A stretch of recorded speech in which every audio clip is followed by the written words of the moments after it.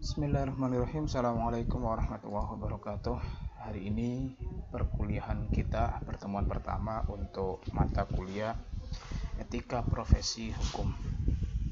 Sebelum saya masuk ke materi ini, mungkin teman-teman sudah bisa melihat RPS-nya, ya RPS atau dalam bahasa lain silabus untuk mata kuliah Etika Profesi Hukum ini. Baiklah, saya sampaikan sekilas saja. Ini nama koordinator pengembang RPS, koordinatornya Pak Purwo, Bu Ratna sebagai korbodinya, saya sebagai pengampunya. Oke. Harapannya kaitannya dengan capaian pembelajaran mata kuliah kita di mata kuliah hari ini adalah mata kuliah Etika Profesi Hukum harapannya menyelesaikan seluruh pembelajaran ini mampu memahami konsep hukum Islam dan juga hukum positif yang ada di Indonesia dalam rangka mewujudkan mahasiswa nantinya ketika sudah selesai di pembelajaran kita secara keseluruhan, lulus jadi sarjana, menjadi mahasiswa alumni atau mahasiswa yang taat hukum dan disiplin dalam berkehidupan bermasyarakat. Hal ini setidaknya untuk membentuk karakter jujur, berakhlak mulia, dan mampu menjadi teladan sebagai mahasiswa dan ahli hukum dalam mengkaji dan mengembangkan pemikiran yang logis, kritis, sistematis, dan inovatif berbasis keilmuan, berlandaskan kaidah, tata cara, dan etika guna memberikan pelayanan jasa dan penyuluhan hukum yang baik pada masyarakat secara umum.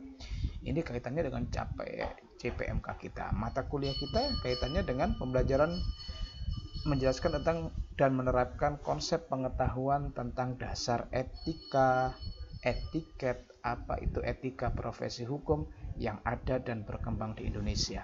Saya lanjut saja agak biar cepat.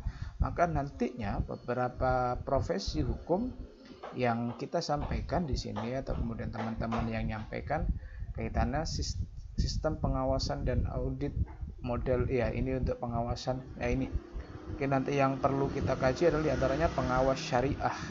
Pengawas syariah itu kan Dewan Pengawas Syariah dan seterusnya.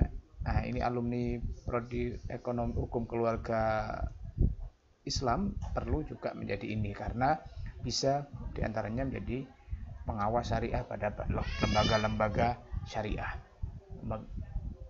Yang kedua, mampu menjelaskan dan terkait dengan profesi hakim. Etikanya seperti apa toh hakim itu? Yang kedua ada etika advokat, etika jaksa, etika polisi, dan beberapa etika lain, antaranya ada notaris, arbiter, mediator, dan seterusnya.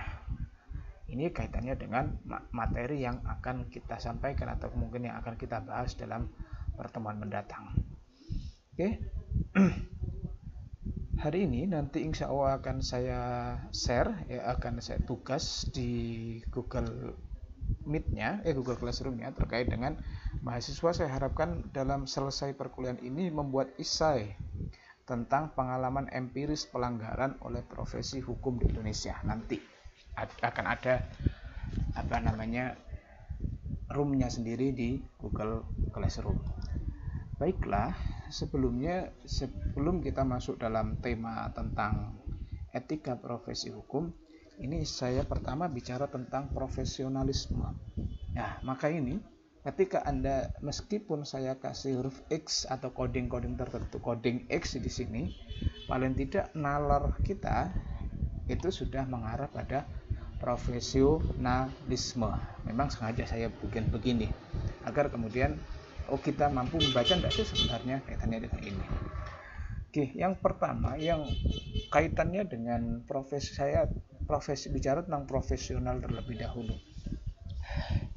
Menurut Talcott Parsons, profesional itu dikategorikan atau dijelaskan, the professions occupy a position of importance in our society which is unique in history.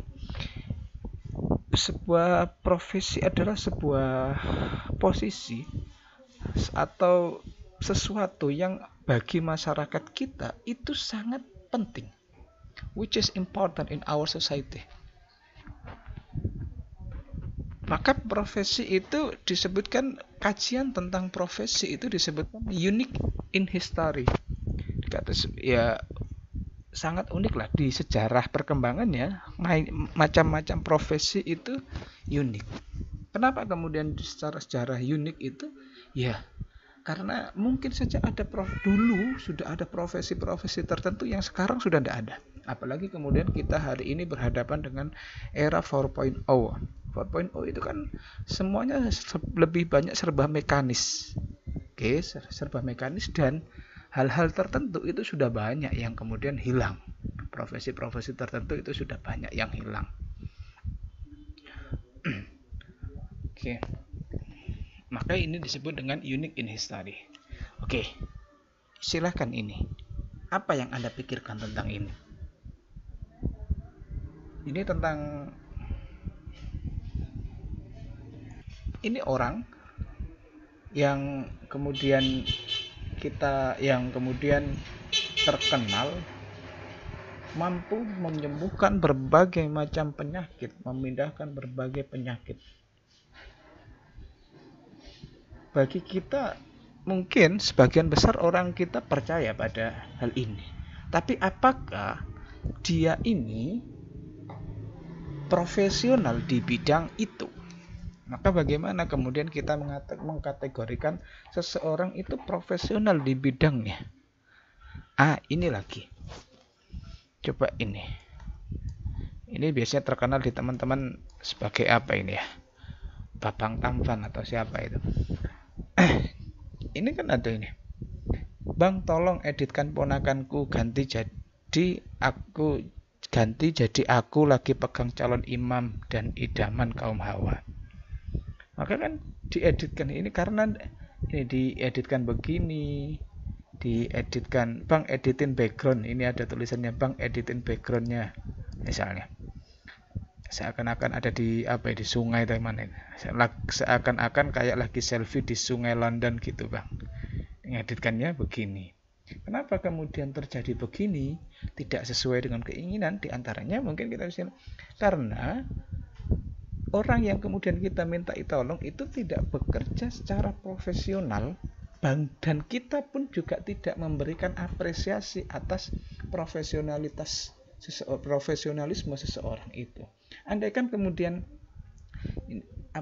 kita mau membayar orang, saya bayar secara profesional, berapa biayanya, tolong editkan ini, kan akan dilakukan. Tapi ini karena dia share hanya di media tertentu, ya sudah dikerjakan apapun sama orangnya karena kita tidak pernah menghargai profesionalisme seseorang itu.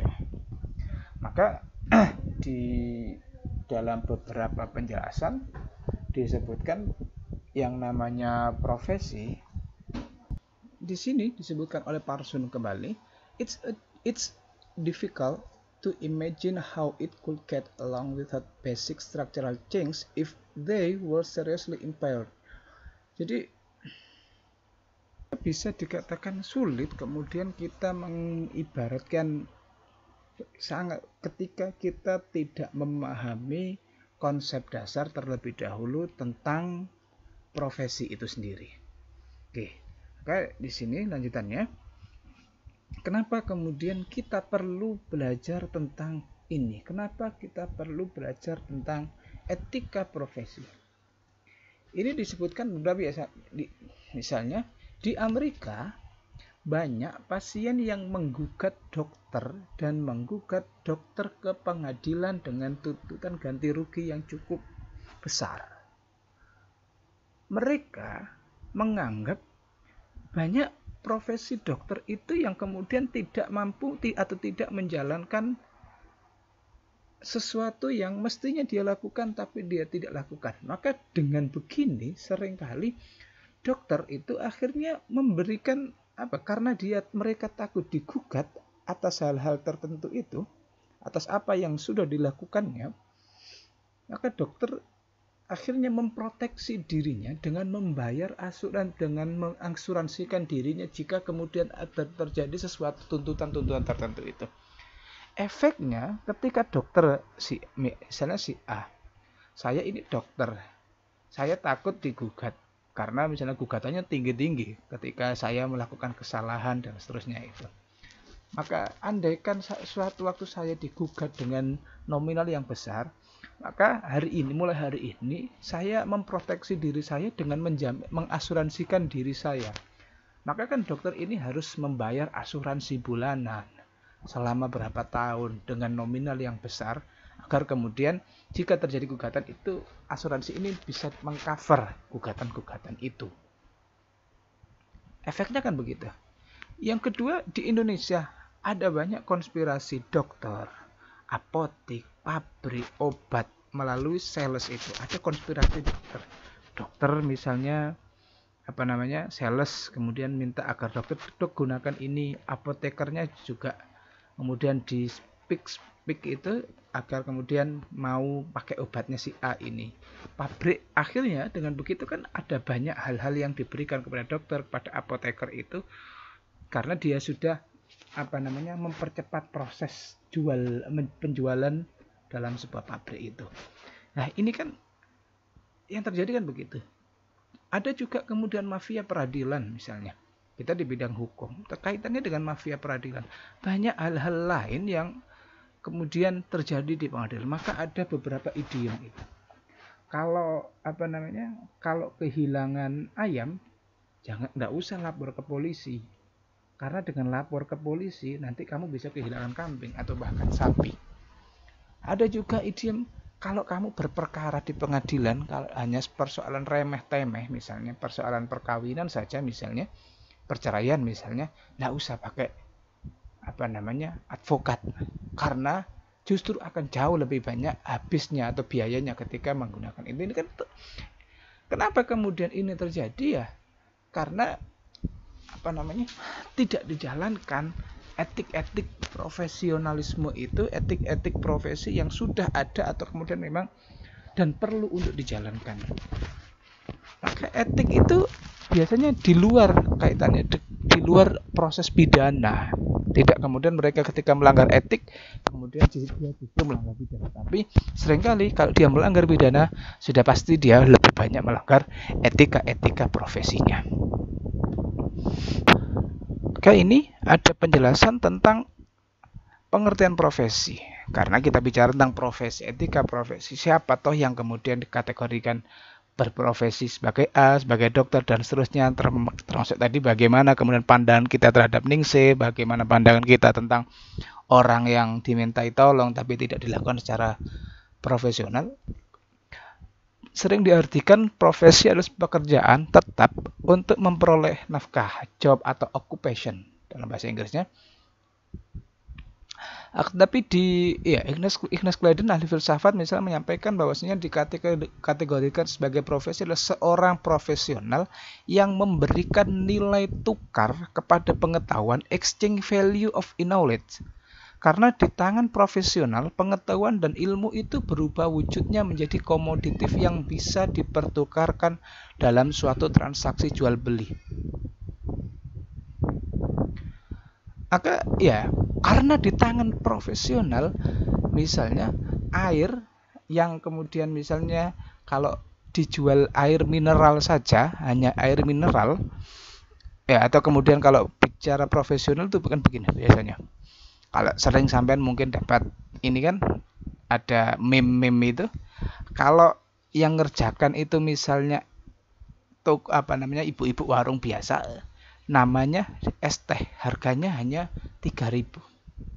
Kalau kemudian misalnya dikerjakan oleh barista, bartender atau koki, koki di hotel dan sejenisnya misalnya, di kafe dan seterusnya, maka namanya kan biasanya menjadi iced tea.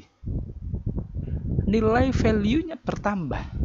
Yang awalnya kalau kita bikin sendiri misalnya harga, atau kemudian kita beli di pinggir warung pinggir jalan misalnya 3.000-an, di tangan mereka itu ada exchange value of knowledge. Ada kemudian perubahan dari nilai tukar kepada pengetahuan, ya karena racikannya gimana, gulanya seberapa, tehnya teh diambil dari mana, cara dan seterusnya. Ini yang kemudian menjadi di tangan profesional itu ada proses value of change itu. Seorang profesional yang baik dan berhasil adalah orang yang sanggup menjual dengan harga tinggi suatu pengetahuan yang teruji mutunya. Maka profesional yang baik, misalnya kemudian kita bicara advokat itu, sama-sama pendidikannya advokat misalnya, ngapunten, advokat yang tidak terkenal misalnya dengan kalau sampai melihat Hotman Paris misalnya, maka dia ketika menyelesaikan satu kasus sedikit saja pasti biayanya jauh lebih tinggi daripada advokat yang baru-baru itu. Nah ini karena memang dia mungkin sudah bisa menjalankan profesionalisme itu dengan baik. Percepat biar tidak terlalu banyak di videonya. Nah ini saja. Maka ada beberapa hal kaitannya dengan syarat profesi itu. Maka nanti sampean cek apakah kemudian Ningsih atau kemudian yang edit tadi itu masuk kategori indah. Syarat profesi adalah adanya pendidikan teknis yang formal, dilengkapi dengan cara pengujian yang terinstitusionalisasikan, baik mengenai edukasi dan pendidikannya maupun mengenai kompetensi dari orang-orang hasil didikannya. Sekarang, apakah untuk menjadi Ningsih itu perlu pendidikan teknis yang formal? Dilengkapi cara pengujian yang terinstitusionalisasikan? Enggak kan? Ada kan? Baik mengenai edukasinya, pendidikannya maupun kompetensi. Apakah ada kemudian kompetensi untuk paranormal? Itu kan belum ada. Nilai standar penilaiannya itu kan belum jelas. Beda kemudian dengan dokter misalnya kan ada, pendidikannya ada, pengujiannya ada, standar nilainya ada. Untuk menjadi hakim, penguji pendidikannya ya ada, fakultas syariah itu salah satu pendidikan teknis formalnya. Untuk menguji biar menjadi hakim melalui tes formal tertentu. Ada pendidikan calon hakim juga, setelah lulus dinyatakan sebagai CPNS calon hakim misalnya, ada diklat teknisnya calon hakim. Banyak polisi pun juga demikian, jaksa pun juga sama, ya kan? Penguasaan tradisi kultural dalam menggunakan keahlian tertentu serta keterampilan dalam penggunaan tradisi tersebut, maka berlaku sistem nilai sebagai standar normatif.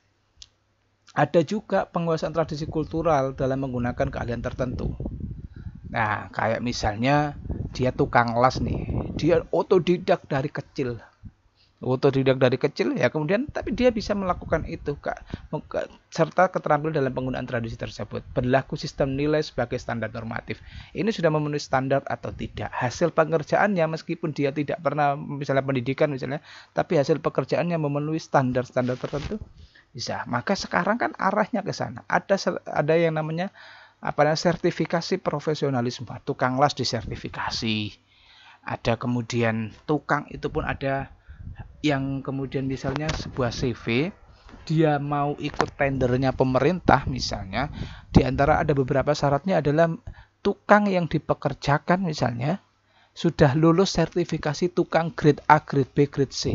Di antaranya itu. Artinya ini, mereka tidak ada pendidikannya, tapi kemudian ada upaya untuk yang dari kultural itu dijadikan sebagai ada kemudian pendidikan standar normatif.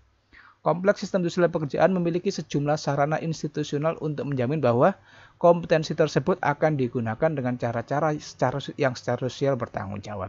Maka lembaganya, mau hakimnya, jaksanya, dan seterusnya, menjamin bahwa kompetensi tersebut akan digunakan dengan cara-cara secara sosial yang bertanggung jawab. Ada harapan itu. Maka pada dasarnya ciri-ciri khusus profesi sebagai suatu sistem pekerjaan atau sebagai sistem yang menghasilkan tadi ada disinterestedness. Sebenarnya ini masih debatable terkait dengan disinterestedness. Tapi di dalam etika pada lembaga profesi tertentu itu ada upaya disinterestedness. Misalnya begini, di pengacara atau di advokat itu di kode etik advokat tertentu itu ada kemudian keharusan bagi advokat itu dalam 1 tahun misalnya pernah menyelenggarakan persidangan mendampingi klien yang bebas itu ya berarti tidak berbayar dalam 1 waktu misalnya. Ada syaratnya selama dalam 1 tahun misalnya ada kewajiban kepada advokat itu selama 100 jam, selama satu tahun, misalnya 10 atau 30 atau 50 jam kalau salah saya lupa, itu mendampingi klien tanpa berbayar. Notaris pun juga demikian, ada itu. Maka pada dasarnya sebenarnya profesi itu diarahkan ke arah situ. Maka sama juga dengan dosen misalnya. Ada profesi, ada kemudian 3 kewajiban dosen. Pendidikan, penelitian, dan pengabdian kepada masyarakat. Yang pengabdian kepada masyarakat itu tidak boleh dibayar. Dia mengabdi kepada masyarakat, dilaporkan dalam bentuk laporannya, dan tidak boleh dibayar. Meskipun misalnya di pendidikan, di penelitian mereka mendapatkan honor dan seterusnya, tapi ada satu aspek itu. Polisi pun juga demikian saya rasa. Karena dia lembaga negara, sudah digaji negara, maka semestinya mereka disinterestedness. Yang kedua, ciri-ciri khusus profesional atau profesi itu ya ini, rasionalitas, mengandalkan rasio, tidak hanya mengandalkan katanya jari ini. Kayak tadi misalnya sampai saya lihatkan di Ningsih itu, rasionalitas enggak bisa dinalar enggak. Yang ketiga, spesifikasi fungsional, spesifikasinya tertentu.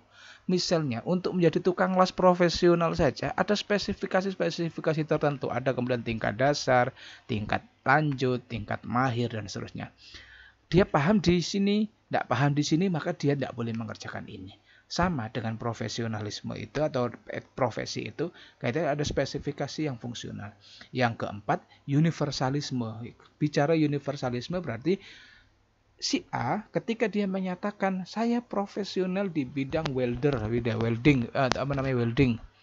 itu ya tukang las tadi misalnya, maka di Indonesia dia lolos ini, maka ketika dia ke luar negeri misalnya dibutuhkan spesifikasi yang sama, dia terstandarisasi sama. Kemudian kesehatan dokter misalnya, dia ketika dinyatakan profesi dia sebagai dokter di Indonesia, andaikan dia mau berpraktek dan lolos uji di sana misalnya, mau berpraktek misalnya, kan biasanya ada lowongan dokter untuk di KBRI di mana-mana, di beberapa tempat itu, di Bahrain itu kan ada banyak perawat, butuh banyak perawat dari Indonesia juga. Maka ketika dia lulus Indonesia sudah mendapatkan ijazah perawat, kemudian dia lulus surat surat izin untuk sebagai perawat, STR, surat tanda registrasi perawat dan seterusnya, maka dia juga bisa secara universal, dia bisa untuk mendaftar misalnya ketika dibutuhkan di beberapa tempat di luar negeri.